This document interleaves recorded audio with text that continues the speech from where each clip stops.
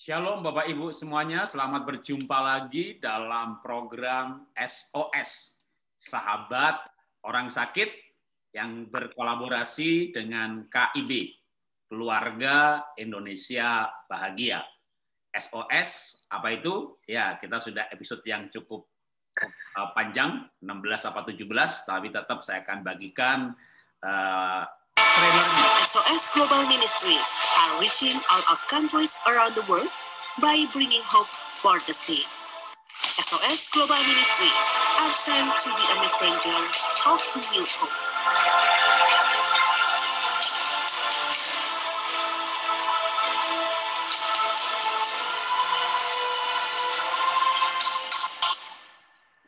Ya, itulah trailer dari SOS, dan berikut ini adalah apa yang sudah kita kerjakan selama ini. Jadi SOS bekerja sama dengan saya, Jarod Wijanarko dari Keluarga Indonesia Bahagia, menghadirkan mereka-mereka yang mengalami mujizat Tuhan, baik mujizat kesembuhan, mujizat pertolongan, mujizat pembiayaan, ataupun kebangkitan dari koma yang sudah lama bahkan dinyatakan mati kalau Pak Tony Sitorus, ya, dan banyak kisah-kisah yang lain yang terjadi dengan mereka-mereka yang diizinkan Tuhan mengalami penyakit. Tapi lewat sakit itu justru berjumpa dengan Tuhan, mengalami kelahiran baru, mendapatkan kekekalan, lalu akhirnya melayani Tuhan.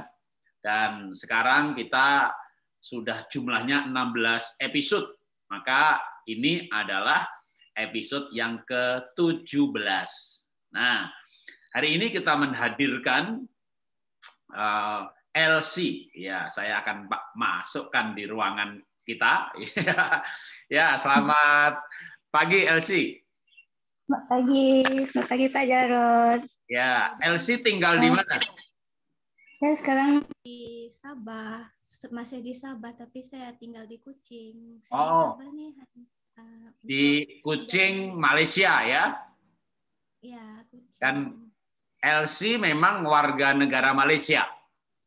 Iya. Oke, tapi bahasanya kan sama ya, kita bahasa Indonesia sama bahasa Melayu, kita semuanya bisa memahami. Jadi nanti bagi penonton yang di Indonesia mungkin ada agak aneh sedikit. Nah, inilah bahasa Malaysia. Nama lengkapnya pun saya waktu baca sempat agak tertawa karena kalau di Indonesia artinya beda. Nama lengkapnya, sebentar saya baca biar nggak salah. Nama lengkapnya Elsie Nabila Anak Beling. Nah, ini kalau di Jawa Beling, Beling tapi tambah M ya, anak beling. Di Indonesia anak beling itu anak bandel, anak nakal.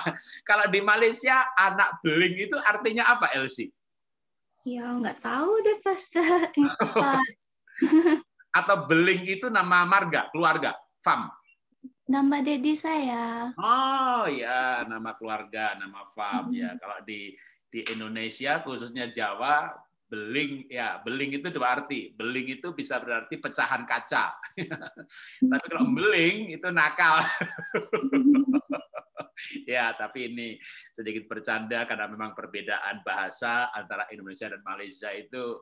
Waktu saya ke Malaysia, saya beberapa kali ya baca tulisan-tulisan di spanduk atau pinggir jalan gitu ya, kadang ketawa-ketawa sendiri gitu ya. Rumah sakit korban lelaki, rumah sakit bersalin.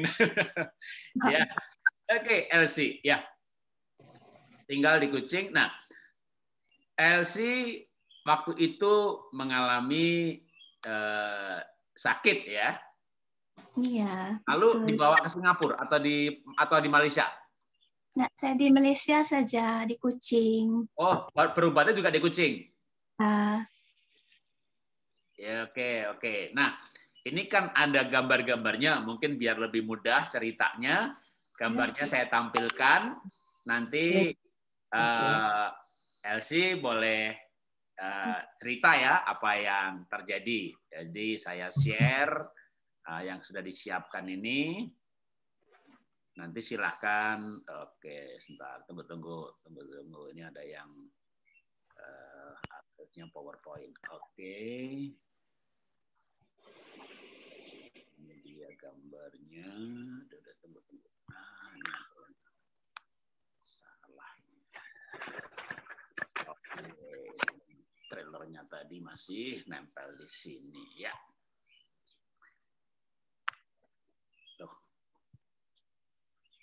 Tunggu, ini kenapa muncul terus? Oke ya. Maaf ya, tunggu sebentar. Ini saya buka filenya dulu dari PowerPoint yang disiapkan oleh Elsie. Nah, ini puji Tuhan ya, nyiapin dengan sendiri secara rapi. Ya, jadi dengan begini ceritanya bisa lebih mudah. Ya, silakan Elsie kalau mau bercerita. Ya, shalom semua. Nama saya Elsie. Saya berumur 24 dari Kucing. Ya. Nah, ini ayat yang saya pegang semasa saya dalam sakit saya. Mana ayat-ayat ini menguatkan saya. Oke. Saya baca ya, biar jelas ya.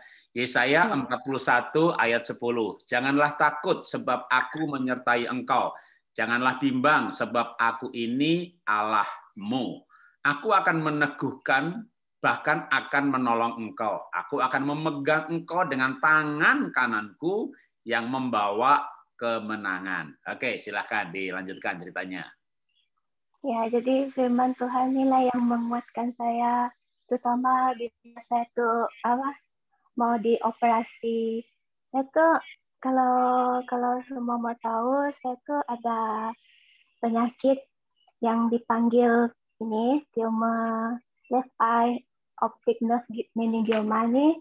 Tumor ini terletak di bagian belakang saraf mata. Dia tuh bermula di bagian saraf belakang mata tuh. Wow, sampai bengkak begini ya. Waduh. Ya, itu sudah itu pada hari sebelum saya operasi. Waduh, besar sekali ya sampai waduh. Ya, itu. Ini jadi itu tadi sebelum operasi. Oke, silakan dilanjutkan ceritanya. Jadi saya tuh didiagnosis dokter pada tahun 2018. Masa tuh saya masih kuliah lagi dan saya harus melanjutkan saya punya kuliah last final year semester Pak. Jadi pada saat dokter diagnose saya itu kan saya masih cuti semester, masa itu saya sepatutnya balik ke Perak untuk lanjut kuliah masa itu. Jadi bila saya mendapat kabar yang saya ada tumor dan dokter cakap saya perlu dioperasi sebab nanti takut mata saya makin besar. Masa saya didiagnosis tuh mata saya belum membesar seperti dalam gambar tuh. Oke. Dia masih kecil lah, tidak nampak seperti itu yang digambar tuh. Jadi pada waktu tuh saya dalam dilema sebab dokter cakap saya perlu dioperasi dan dalam masa yang sama saya perlu melanjutkan saya punya kuliah studi yang 6 bulan lagi saya mau habis saya punya studi baru diploma. Jadi saya masa itu dilema sama ada saya mau terus ke rawatan operasi atau saya pergi lanjut studi. So, saya studi bukan di Kuching, saya studi di Perak, Malaysia. Agak jauh dari Sarawak lah. Jadi saya pikir saya berdoalah dengan Tuhan, minta petunjuk kah, minta jawaban. Jadi last tuh saya pun saya ambil keputusan untuk saya teruskan studi, tapi saya tidak melanjutkan saya punya rawatan. Jadi rawatan saya tuh stop di situ saja buat sementara waktu.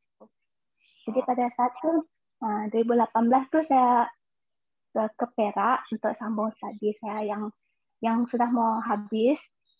Jadi syukur puji Tuhan saya dapat menamatkan saya punya studi saya dalam ujung tahun 2018.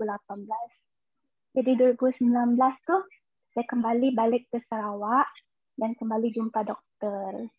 Jadi pada saat 2019 tuh mata saya memang agak membesar sedikit. Sebab ini tumor nih dia tidak drastik. dia tidak membesar secara drastis, dia macam pelan-pelan, macam itu. Jadi 2019 tuh saya kembali jumpa dengan dokter, saya jalani MRI, scan banyak kali scan lah untuk tengok berapa besar dia sudah membesar kan. Saya jalani biopsi, dan syukur pada saat saya biopsi itu result keputusan biopsi itu menyatakan yang ini hanya tumor yang tidak ganas, macam itu, bukan kanser yang, syukur puji Tuhan juga salah satu yang tumor ni hanya di situ saja, dia tidak merebak. Tidak merambat kemana-mana, ya. Syukur puji Tuhan salah satu. Jadi 2019 Desember 2019 tuh dokter sudah plan untuk saya buat operation, dan operation saya mungkin akan dijalankan pada Januari 2020. Pada satu dokter pakar mata di Kuching lah, yang dokter pakar mata di Kuching tuh bilang kalau saya dioperasi, dia terpaksa membuang saya punya bola mata tuh sekali bersama tumor. Kiranya saya akan tidak akan melihat lah tuh, dan saya akan menggunakan mata palsu, begitulah. Jadi mata yang sebelah kiri, kanan ya? Kiri. Kiri. Oke. Sebelah kiri, jadi itu diambil bola-bola matanya. Iya, itu plan dokter. Sebenarnya udah nempel di situ, jadi diambil sak bola matanya. Oke. Masa itu saya tipulah kalau saya cakap saya tidak takut. Saya takut juga, Pak. Sebab kan dokter cakap perlu buang habis, perlu. Itulah penglihatan pun memang takkan ada lagi, dia cakap. Jadi pas itu saya memang berserahlah, saya cakap dengan Tuhan. Kalau memang inilah yang terbaik, saya terima saja. Terus tiba-tiba kan sebelum saya perlu menjalani operasi pada Januari 2020 tuh, saya telah di-refer kepada dengan dokter radiologi. Saya telah di-refer dengan banyak dokter lah sebelum saya menjalani operation mata tuh. Saya di-refer pergi radiologi, dokter saraf, dan dokter hidung, yang berkaitan dengan inilah yang dekat-dekat mata kan. Jadi pada satu tiba-tiba dokter saraf dia bilang gini, dia cakap macam apa yang dokter pakar mata mau buat dengan mata kamu dia cakap. Jadi saya begitulah yang dokter mata cakap, dia mau buang saya punya bola mata itu sekali. Jadi kiranya saya akan melihatlah.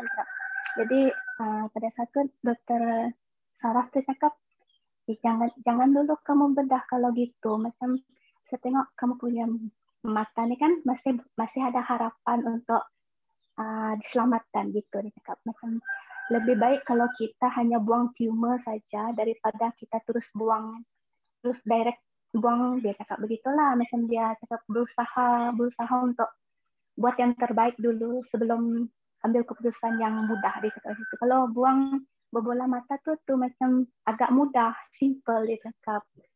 Jadi saya pun saya macam masih ada harapan nih untuk mata saya untuk pulih dengan baik lah. Jadi saya punya pembedahan pada Januari 2020 itu kan terpaksa ditangguhkan disebabkan dokter saraf berkata begitu. Dokter saraf cakap, kalau macam ni saya akan tolong kamu cari dokter pakar mata lain. Jadi syukur puji Tuhan dokter saraf tuh dia dokter pakar mata dari Sabah Malaysia. Jadi dokter pakar mata dari Sabah Malaysia itu pun cakap dia boleh tolong untuk itulah semasa operation itu nanti. So kiranya nanti operation saya yang sepatutnya saya jalani Januari itu saya tangguh pergi April untuk menunggu dokter pakar mata dari Sabah datang ke Kuching. Sebab dokter pakar mata dari Sabah tuh dia perlu bersama dengan dokter pakar saraf Kuching. Kira macam waktu operation tuh nanti dua pakar. Saraf sama dokter mata harus ada bersamaan. Makanya di bulan April. Oke. Ya itu. Jadi dia saya punya Januari saya punya operation yang mula-mula sepatutnya saya jalani pada Januari itu ditangguhkan. Kiranya guna dokter lain lah, bukan dokter yang dari Kuching tuh. Jadi pada bulan April kan tunggu, tiba-tiba bulan Maret tuh kita semua digemparkan dengan pandemik COVID. Oh. Ya. Nah, disitulah saya punya operation pun kerap kali ditangguhkan. Oh, ditangguhkan lagi yang dari Sabah nggak bisa datang. Ya, betul. Yang dari Sabah itu tidak dapat datang ke Sarawak. Jadi pada bulan 3 itulah yang saya mengalami yang putus asa. Saya mengalami depresi ada juga. Sebab masa itu macam saya dihentam banyak masalah. Macam itu kan dengan mata saya yang besar. Dan matanya makin lama makin besar ya? Ya, betul. Makin besar. Jadi saya pun macam, kalau saya mau keluar pergi mana-mana pun, saya tuh malu. Terutama depan budak-budak, anak-anak kecil kan, dia orang takut tengok mata saya. Jadi saya macam, agak depression juga lah masa itu dengan saya punya operation yang kerap kali ditangguhkan. Sehinggalah bulan, dari 2020 tuh, dalam satu tahun tuh memang kerap kali saya punya operasi ditangguhkan. Sampailah bulan Desember 2020, dokter Saraf bilang gini, dia cakap ada 3 cara saja kalau kamu mau sembuh lah. Dia cakap first kena tunggu dokter pakar mata dari Sabah tuh pergi Sarawak, tapi itu pun tidak tahu berapa lama lagi kita harus menunggu deh, sebab pandemik nih kadang-kadang turun, kadang-kadang naik gitu. Jadi agak susah lah. Second, dia bagi pilihan kedua, saya yang pergi Sabah, sebab memandangkan kalau sesiapa yang pergi Sarawak agak susah mau masuk Sarawak dengan SOP yang nggak ketat berbanding pergi semenanjung untuk pergi Sabah lah.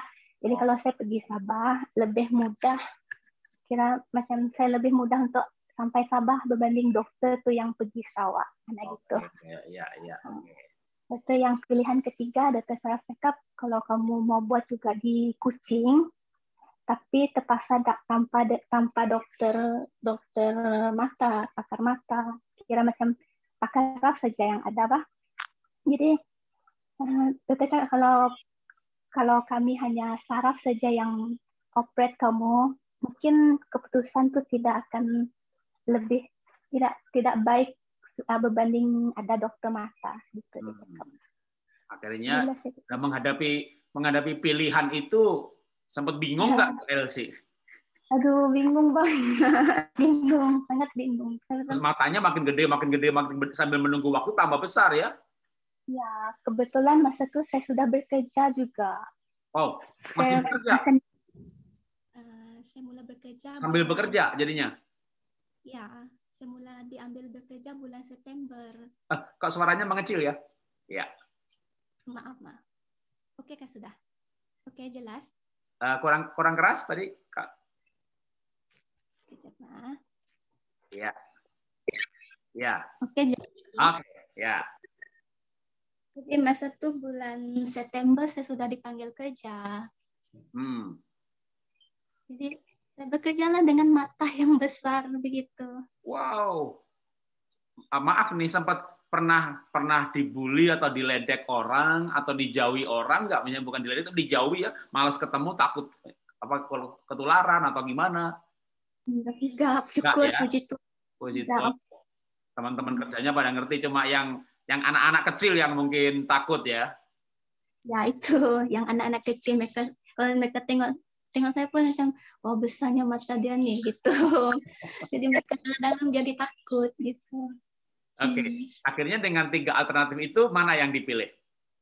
Jadi saya pun memilih untuk pergi ke Sabah. Oke. Dan agak sukar juga untuk saya memilih keputusan itu sebab dalam masa yang sama pandemik di Sabah tinggi lagi, kes di Sabah tuh tinggi lagi dari di Sarawak. Wow. Masa tuh. Tapi sepertinya Tuhan akan melindungi saya. Jadi dengan iman saya melangkah dan akhirnya saya sampai di Sabah. Itu pun itu pun sebelum saya sampai di Sabah tuh bulan Januari sepatutnya saya dioperate 26 Januari. Tapi disebabkan saya punya tiket penerbangan cancel sebanyak 3 kali. Jadi masalah itu di operation itu ditangguh sehingga pada akhirnya syukur puji Tuhan saya dioperate 9 Februari 2021. 2001 ini? Ya Februari. Baru saja. Baru saja. Wah. Nah, di Sabah ada keluarga di sana?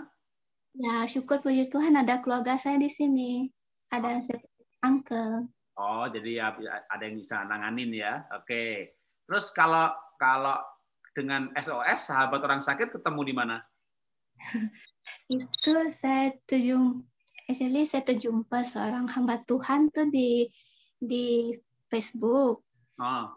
Saya tengok dia ada satu posting dia tuh macam kesaksian yang ada seorang tuh didoakan oleh beliau.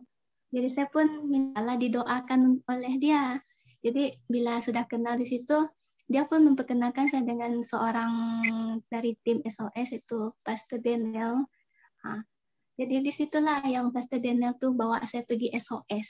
Di Sabah? Bukan. Pastor Daniel orang Indonesia. Oh, enggak banyak ketemu di Kucing? Enggak, saya temu melalui laman sosial. Oh, ketemunya di halaman sosial, di Facebook. Ya. Dan didoakan dari sana. Ya. Didoakan secara online. Oke. Nah, waktu berangkat untuk operasi juga didoakan. Ya. Oke. Nah, oke, boleh dilanjutkan. Jadi ketika di Sabah akhirnya operasi, sempat takut nggak tuh menghadapi operasi? Jujur saya rasa tenang. Saya rasa tenang. Mungkin sebab itulah mungkin ramai saya menerima ramai doa-doa apa yang menguatkan saya. Jadi saya tidak berasa takut. Mungkin takut tuh sedikit saja, tapi saya rasa tenang juga sebab saya sudah berserah. Saya berserah pada Tuhan, apapun terjadi, saya percaya nanti itu yang terbaik buat saya. Jadi kalau Pak mau tahu, semasa saya operation tuh kan saya banyak kehilangan darah, itu sebanyak 700 ml, hampir 2 paket begitulah. Dan saya punya jantung semua tuh sempat drop. Syukur puji Tuhan, Tuhan menyelamatkan, tangan Tuhan tidak pernah terlambat untuk menolong. Jadi operation pun berjalan dengan lancar. Yang tadi jadi sebelum saya di operation tuh dokter Sabah memang ada bilang, dokter pakar mata nih memang ada bilang lah, dia cakap untuk risiko mata kamu dibuang tuh memang sangat tinggi. Sebab kalau tumor tuh susah untuk dibuang kalau dia melekat di saraf, jadi agak susah mau dibuang, mungkin pendarahan akan banyak dan mungkin kemungkinan mata kamu still akan perlu dibuang di situ. Jadi bila dokter cakap macam tu, saya pun ya tak apa, mungkin ni apa yang dokter cakap, mungkin apa yang Tuhan cakap nanti tu berlainan. Nah, buktinya sekarang mata saya masih ada. Jadi saya lihat. Pakai mata yang sebelah yang bekas dioperasi bisa melihat?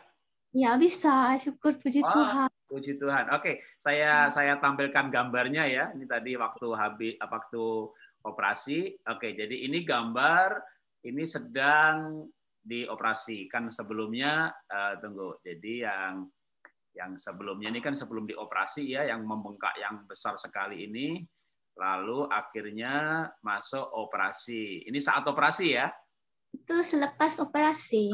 Setelah selesai dioperasi, terus ini juga selesai dioperasi. Ini setelah dioperasi. Ya, setelah dioperasi tuh saya punya mata masih kembang. Masih membengkak ya, karena bekas sakitnya kan masih. Ya. Nah, ini makin lama makin kempes ya. Makin bengkaknya makin kecil. Ya. Oke. Oh ya, kelihatan kalau makin lama makin kecil. Nah, ini udah makin bagus nih ya. Wah. Oke. Nah, ini terus dari peristiwa ini apa yang dialami ini, melalui sakit ini, apa yang Elsie dapatkan secara rohani dengan Tuhan? Saya belajar 5B, yaitu berdoa, jangan pernah menyerah untuk berdoa.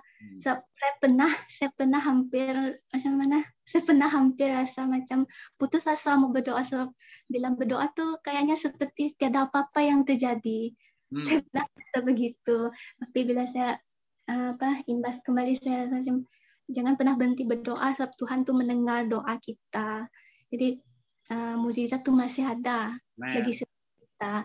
Jadi kedua tuh saya belajar berharap hanya pada Tuhan, sebab kalau kita macam situasi saya kan, dokter bilang mata saya akan dibuang. Nah, jadi bila saya berharap pada Tuhan, saya percaya Tuhan tuh akan melakukan mujizat yang kita mustahil, tapi bagi Tuhan tuh tiada yang mustahil begitu. Mata saya pun oke, saya masih boleh melihat, cuma sekarang mata saya kurang macam kurang boleh digerakkan gitu. Tapi boleh melihat. Jadi ketiga tuh saya belajar beriman, itu percaya. Berharap, beriman. Oke. Ya. Beriman, belajar percaya.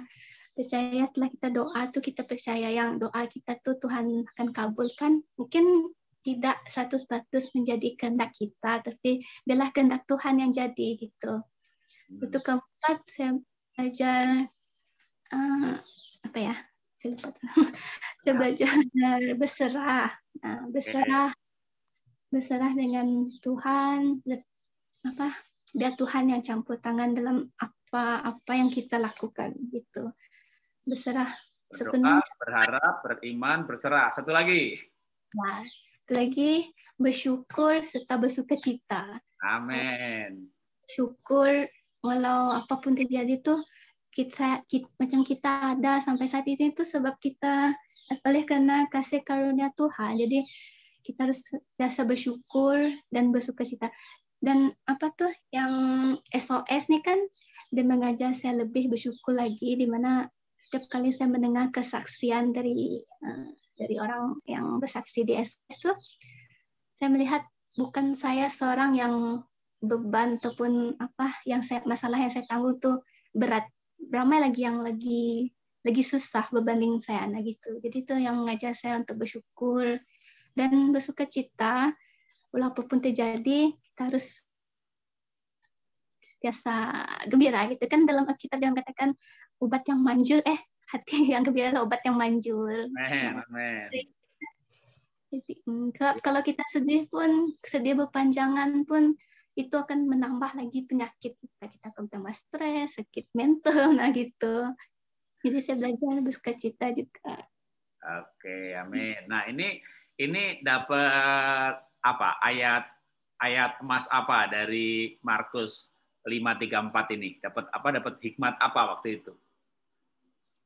Sebelum saya operasi ini pun menjadi saya punya kekuatan, di mana jadi waktu takut ya kan, mau dioperasi nanti bagaimana, nanti mata saya hilang bagaimana, terus dapat kekuatan dari ayat ini. Saya baca ya. Maka katanya kepada perempuan itu, hai anakku, imanmu telah menyelamatkan engkau. Pergilah dengan selamat dan sembuhlah dari penyakitmu. Wah, ini kata-katanya bisa pas banget ya. Mau ke Sabah atau Kucing, pergilah, udah yakin nih berangkat. Pergilah, jadi pergi. Oke, mungkin mau ditambahkan dari ayat ini waktu itu dapat kekuatan apa lagi?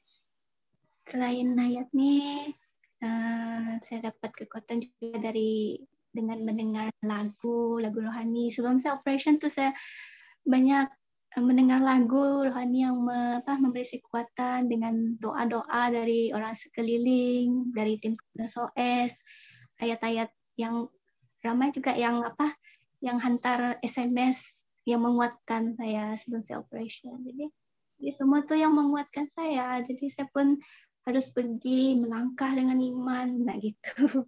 Dan percaya apapun terjadi nanti baik buruk itu pasti Tuhan sudah atur. Oke, ya. terakhir. Melalui semua ini, Elsie apa yang Elsie pelajari mengenai kehidupan ini dan mau dijadikan pesan buat teman-teman semuanya yang menyaksikan acara ini? Jadi pesan saya, jangan pernah menyerah, jangan sekali pernah menyerah, sebab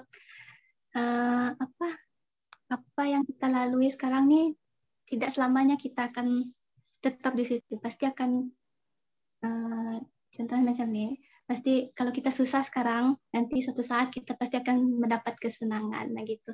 Jangan menyerah, jangan lupa untuk bersyukur, sebab jangan karena satu kesusahan yang kita hadapi kita lupa banyak kebaikan Tuhan yang telah Tuhan berikan. Gitu.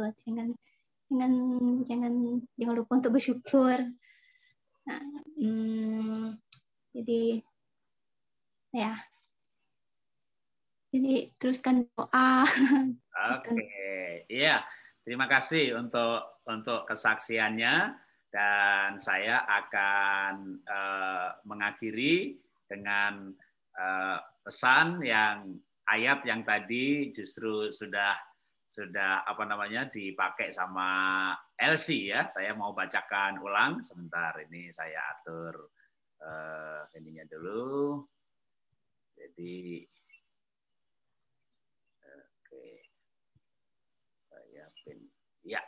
saya ingin membacakan tadi dari ayat yang Elsie dapatkan sebagai kekuatan ya. Justru saya akan berbagi dari ayat ini.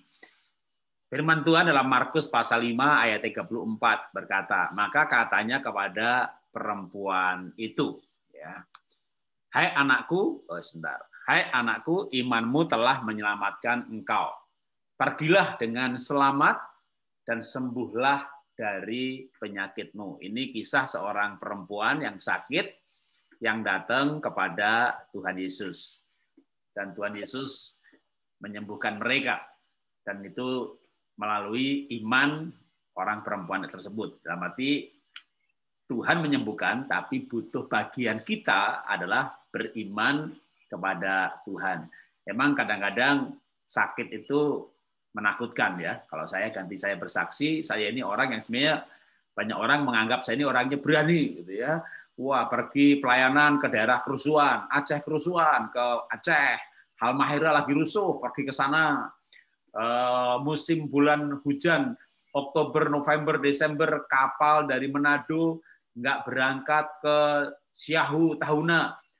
Kapal besar nggak berangkat, malah pergi berani pakai kapal kecil sampai mau tenggelam. Mendengar cerita itu banyak orang berkata, wih Pak Jarod berani sekali. Bahkan saya kalau misalnya waktu dulu miskin masih kecil gitu ya, dikasih uang kalau di kurs dengan sekarang ini misalnya dikasih uang 5.000 aja suruh tidur di kuburan, saya mau. Saya nggak takut setan. Waduh. Tapi ada yang saya takuti. Saya itu takut sakit, takut jarum, takut disuntik. Jadi ceritanya saya ambil satu cerita aja. Suatu ketika saya pelayanan ke Medan, bawa istri dan anak saya masih kecil. Dan ketika saya di Medan itu saya kena cacar. Akhirnya anak saya pulang ke Jakarta duluan dan saya di Medan. Nah, waktu di Medan itu saya dibawa ke dokter, lalu dokternya tanya, "Loh, Bapak ini kok kena cacar? Memangnya dulu waktu kecil apa tidak divaksinasi?" Gitu ya. Ini bicara vaksinasi sekalian. Nah, lalu saya cerita kalau di sekolah dulu ada vaksinasi, ya di vaksin cacar, teman-teman saya itu suka nakut-nakutin. Usum suntian, usum itu musim gitu ya. Ada acara suntikan, saya lari pulang ke rumah, jadi nggak pernah divaksin. Makanya begitu besar pasti bisa kena cacar gitu ya.